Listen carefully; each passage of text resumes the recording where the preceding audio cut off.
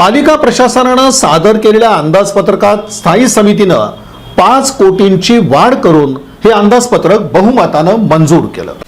महापालिका आयुक्त डॉक्टर सचिन ओंबासे यांनी 1383 कोटी 38,18,401 रुपयांचं यंदाचं प्रशासकीय अंदाजपत्रक सादर केलं होतं। त्यात 5 कोटी 68 लाख रुपयांची वाढ करत 1389 कोटी 7,18,401 रुपयांचं अंदाजपत्रक बहुमतानं मंजूर करण्यात आलं। विशेष म्हणजे महापालिकेच्या 8 झोन अंतर्गत होणारी देखभाल दुरुस्तीच्या कामासाठी 147 कोटी रुपयांची तरतूद केली होती, ती 110 कोटी रुपये करण्यात आली। यामध्ये तब्बल 30 कोटी रुपयांच्या निधीला कात्री लावण्यात आली।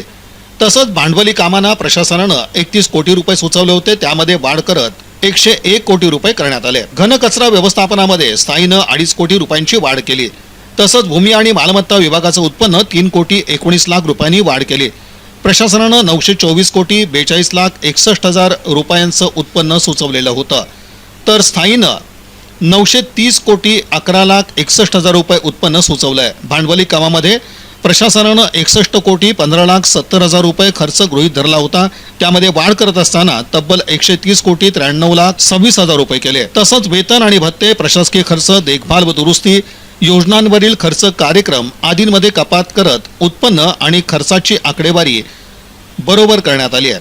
यासोबतच महापालिकेच्या अंदाजपत्रकात जुळे सोलापूर भागामध्ये नाट्यगृह विकसित करणं, शहराच्या प्रवेशद्वारास कमान उभारणं, शहरातील रस्ता दुभाजक, मुख्य चौक सुधारणं आदी कामांचा यात समावेश आहे।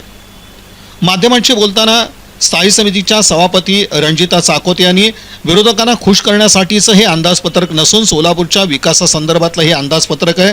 शहराचा विकास कुठेही कमी पडू दिला जाणार नाही अशी ग्वाही स्थायी समितीच्या सभापती रंजिता चाकोते यांनी दिली।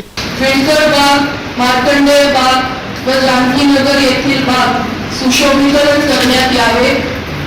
सोरडोळी पेठ येथील ब्रिटिशकालीन महानगरपालिकेचा जुना असा गोलचौडी दवाखाना, या दवाखान्याचे संपूर्णतः नूतनीकरण करून महानगरपालिकेचा मल्टी सुपर स्पेशालिटी दवाखाना उभारण्यात यावा। यासाठी केंद्र शासन, महाराष्ट्र शासन तसेच PSR फंडातून निधी मिळवण्याचा प्रयत्न करण्यात यावा। शहरात प्रमुख 5 ठिकाणी महिलांसाठी प्रसाधनगृह व शौचालय बांधण्यात यावे। देगाव येथील स्मशानभूमीमध्ये महाराष्ट्र शासन PSR फंडातून सुधारणा करण्यात यावी, ती महानगरपालिकेची जागा असेल। जुळे सोलापूर भागामध्ये नाट्यगृह विकसित करण्यात यावे। जुळे सोलापूर भागामध्ये इंडोर स्टेडियम बांधण्यात यावे। प्रायोगिक तत्वावरती 5 मनपा दवाखान्यांचे नूतनीकरण करण्यात यावे। सोलापूर शहराच्या प्रवेशद्वारात महानगरपालिकेच्या वतीने कमान उभारून बोर्ड लावण्यात यावा। छत्रपती संभाजी महाराज पुतळा ते 7 रस्ता ते विजापूर रोड या रस्त्यावर दुतर्फा तसेच डिवायडर मध्ये झाडे लावण्यात यावी। वाढते अपघात लक्षात घेता काही प्रमुख ठिकाणी डिवायडरची सोय करावी। सिग्नल तसेच झेब्रा क्रॉसिंगचे नियोजन करण्यात यावे। CNS हॉस्पिटलच्या पुढे 54 मीटर रस्ता तात्काळ पूर्ण करण्यात यावा, अशा सूचना आपण घेतलेल्या आहेत। 2025-26 ते अंदाजपत्रक सादर करण्याच्या विषयानुसार आपल्याला भेटत आहे। त्यामध्ये आपण QR कोड मार्फत शिफारशी देशला प्रोजेक्ट केला, त्यानुसार अत्यंत आनंद होत आहे आणि सोलापूरचे विशेष करून मी आभार मानते की त्यांनी 3 दिवसाच्या कालावधीमध्ये वेबसाईटवरती ऑनलाईन एकूण 633 सूचना प्राप्त झाल्या। त्यामध्ये सजेशन बॉक्स मधल्या 6 ऍड करून आपल्याला एकूण 639 सूचना मिळाल्या। त्याचं वर्गीकरण आम्ही रोज करत होतो। त्या वर्गीकरणानुसार आपण इनपुट घेताना प्रभाग वाईज इनपुट घेत होतो। प्रत्येक प्रभागातून किती सूचना आल्या याची माहिती घेतली।